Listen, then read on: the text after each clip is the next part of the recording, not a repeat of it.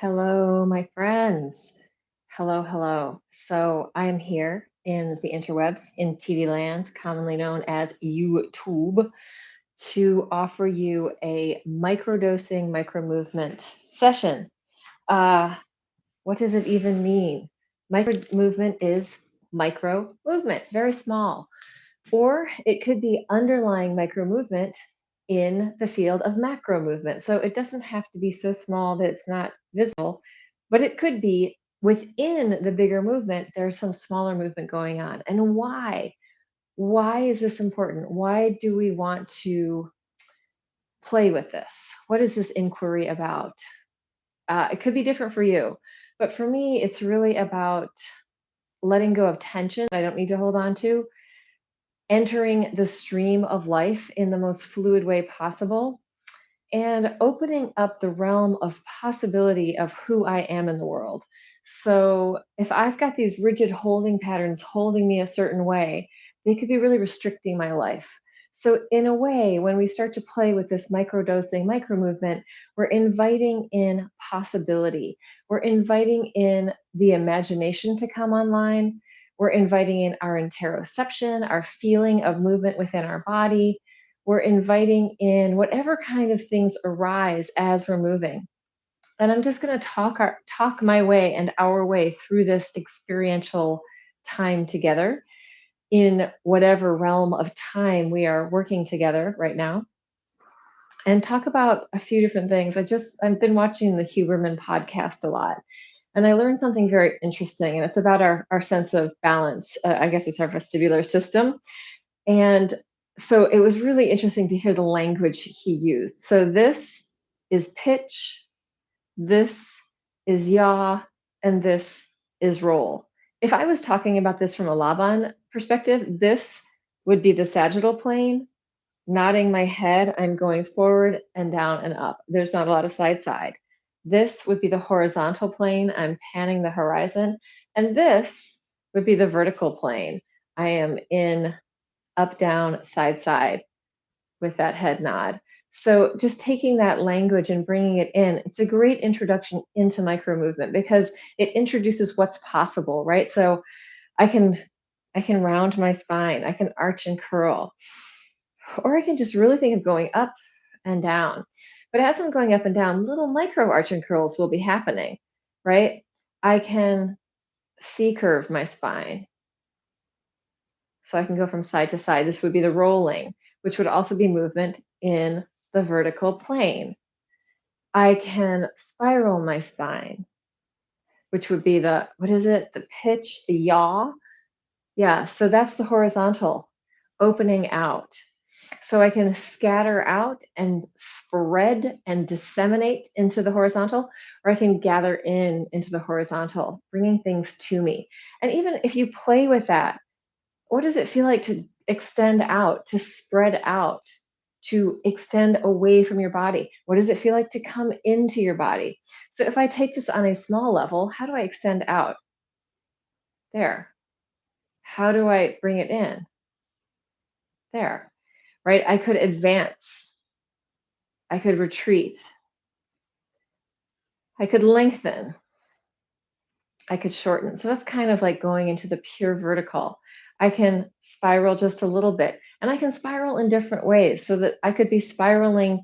This part is going one way while another part is going another way. So my spiral can be very three-dimensional. So I'm inviting in all of these possibilities into my whole spine, into my whole being, into my existence, and I'm going to move with them. And to me, anytime I enter this territory and I start playing with doing things that are slightly different than what I normally do, what's slightly different than my pattern, I'm opening up my pattern. I'm opening up the realm of potential, of possibility, so that I have more access to ease in my body, more access to ease, more access to being different. So sometimes we have like this, our personality, this is just how I am. Like, well, is it? Are we so stuck and fixed? Can I lighten the way that I am?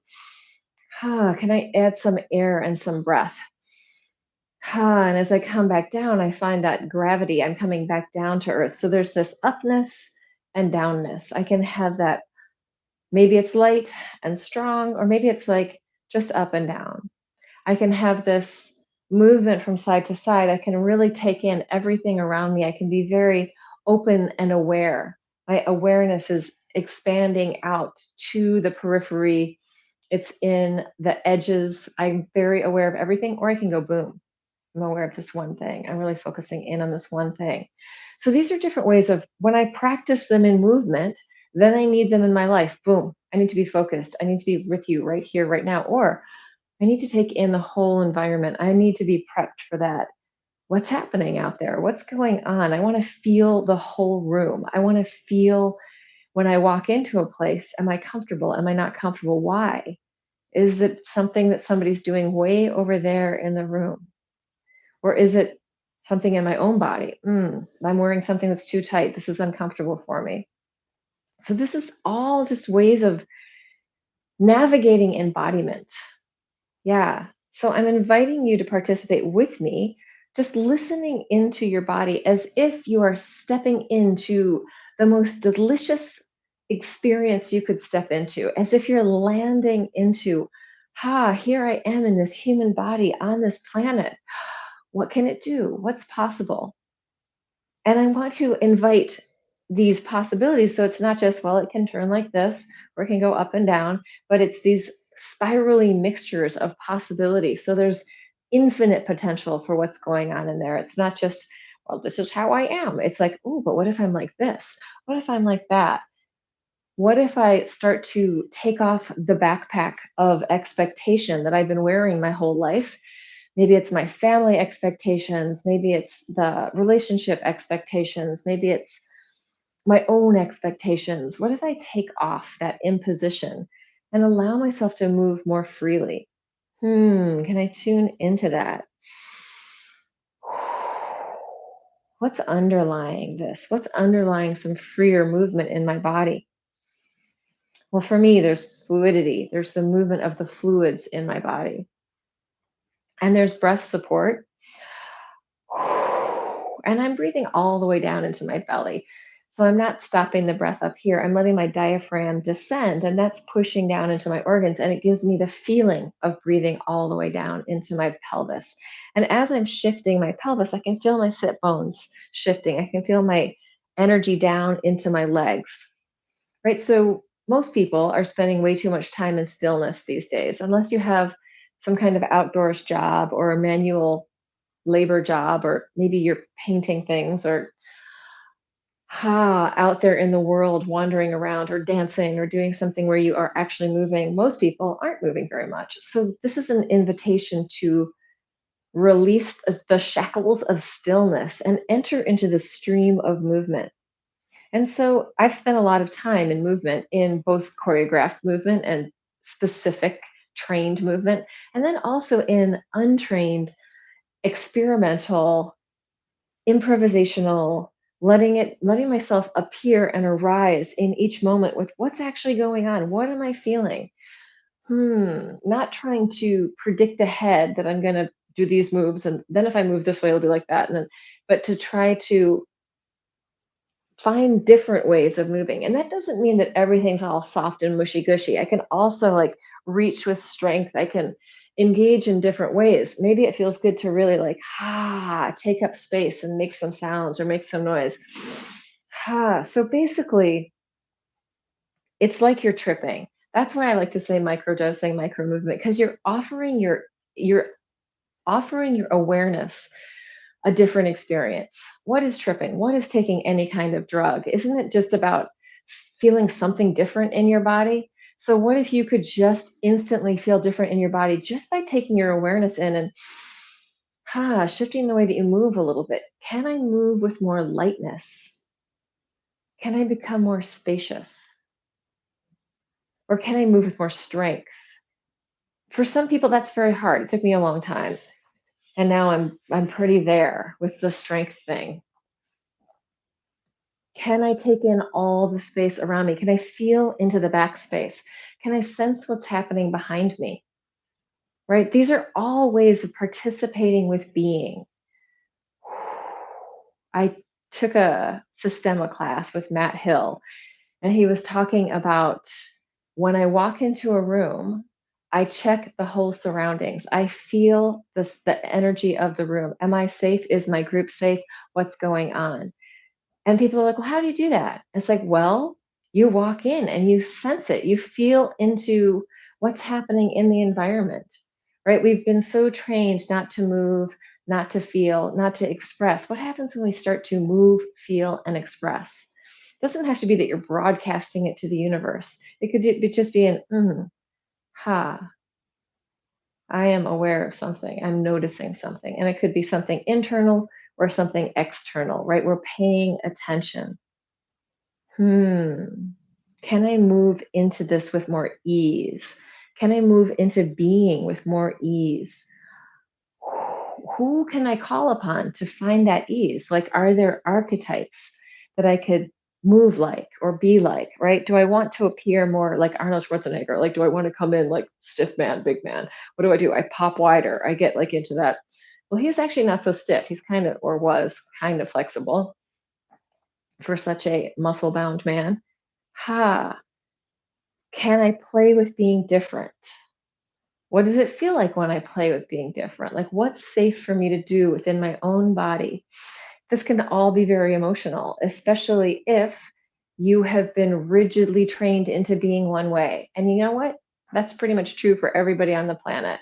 There are certain human things that we accept and certain ones that we go, oh, that's not cool. Why are you doing that?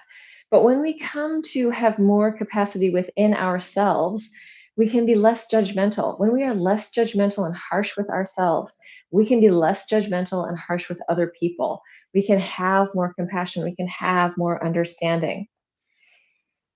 What is it like in there? Try closing your eyes and coming into just into sensation and allowing your body to free up.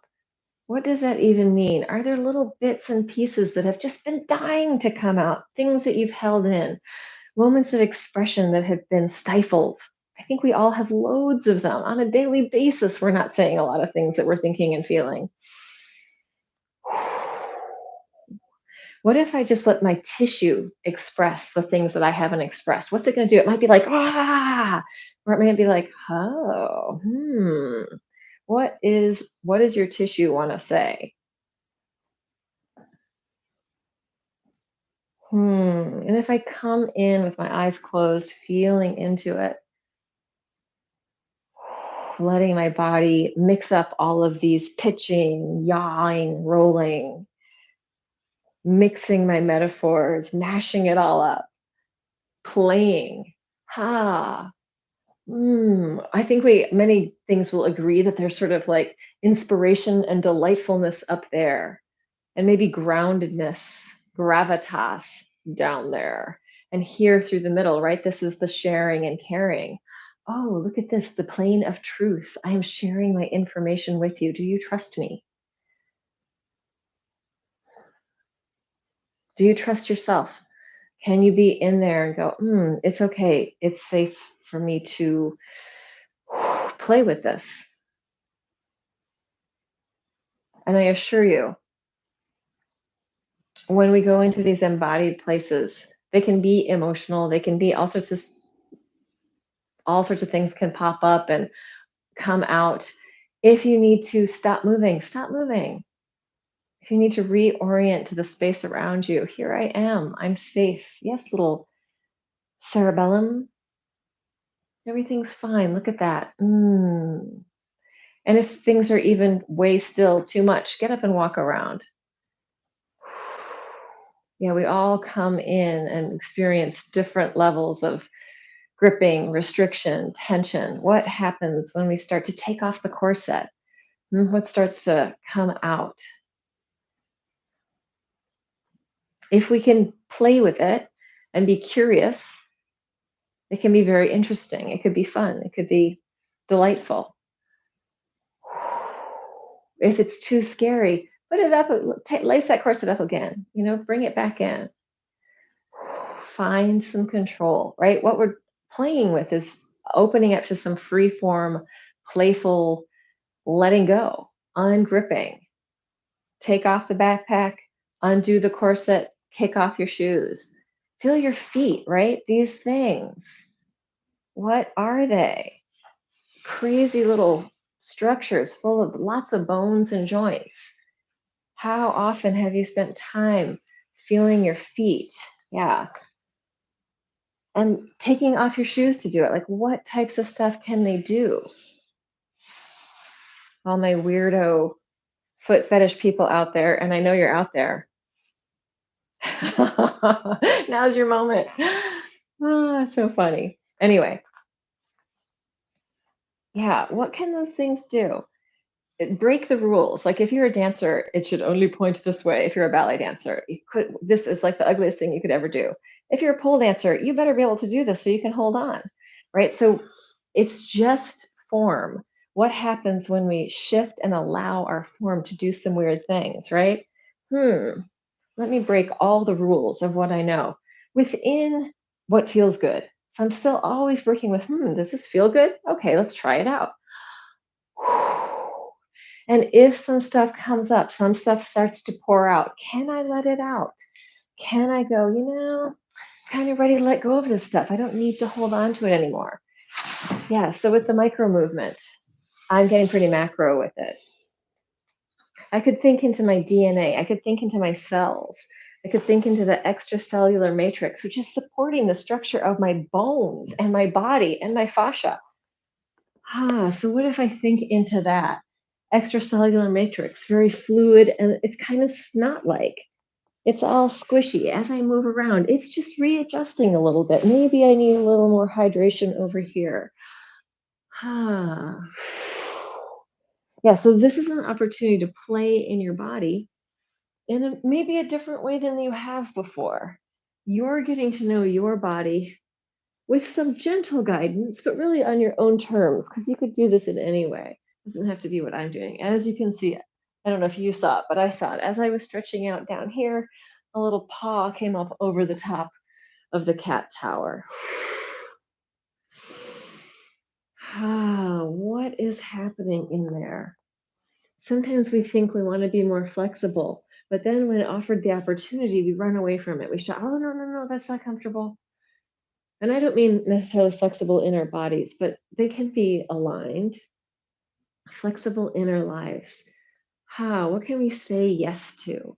Are there things that we habitually don't let come in? And maybe there are things we want to block out. That's great. Let's block those out. But maybe there are some things that we actually yearn for, but we're kind of blocking them. Why? So what if we soften ourselves around that? Maybe I can say yes to something. Or maybe I really need to say no to stuff that I've been saying yes to. You know who knows the answer to all of this? Your body. Your body does not lie. It tells the truth. So can I be gentle and kind to my own body? Can I allow it to go through the processes that it's going to go through anyway, with as much compassion and as much harmony as possible? What does that even mean? I think maybe coherence is a better way of talking about it. So in the coherent system, everything's working together. I don't have one side fighting against the other side. I have these things working together, my respiratory system, my musculoskeletal system, my fascia, my lymphatic system, all of these systems, my digestive system, my endocrine system, all of these things working together. And if I invite that in through my mind and my body at the same time, I may be able to move towards more health in my life, right? Movement is medicine. Yeah, whoa, can I just relax into the floor for a second? Can I let my body drop down? And then I'm rolling across slowly. So this is pretty macro movement. This is pretty big stuff. But inside of the big stuff is this beautiful little stuff moving in a small way.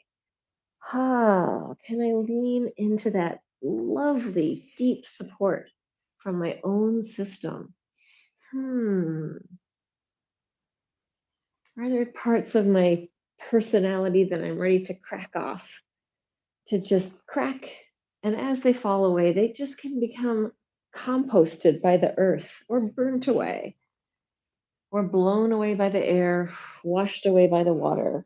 Are there things that I'm holding onto in my system that are unhelpful for my own system and those around me?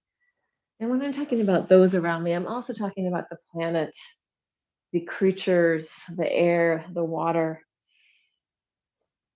Ah, can I be in right relationship within myself enough that I can do no harm on the outside? That's a big, tall order. Whoa.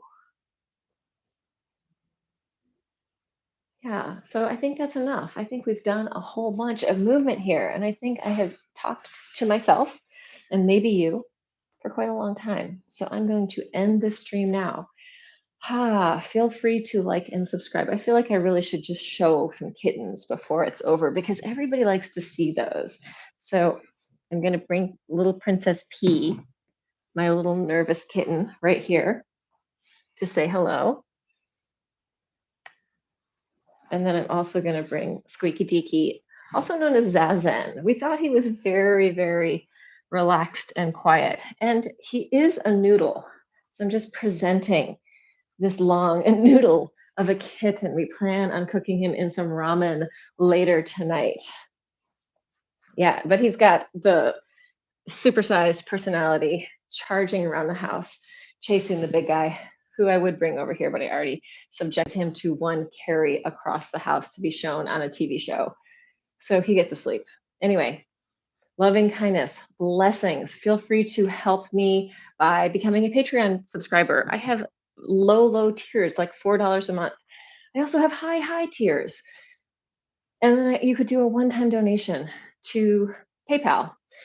It's all Laura V. Ward. It's very easy to find me. And if you want to come and be in any of my classes, being in the room, you are welcome to check out my website, lauravward.com, and come into the Zoom room. We have some little chats before and after. I would love to know you.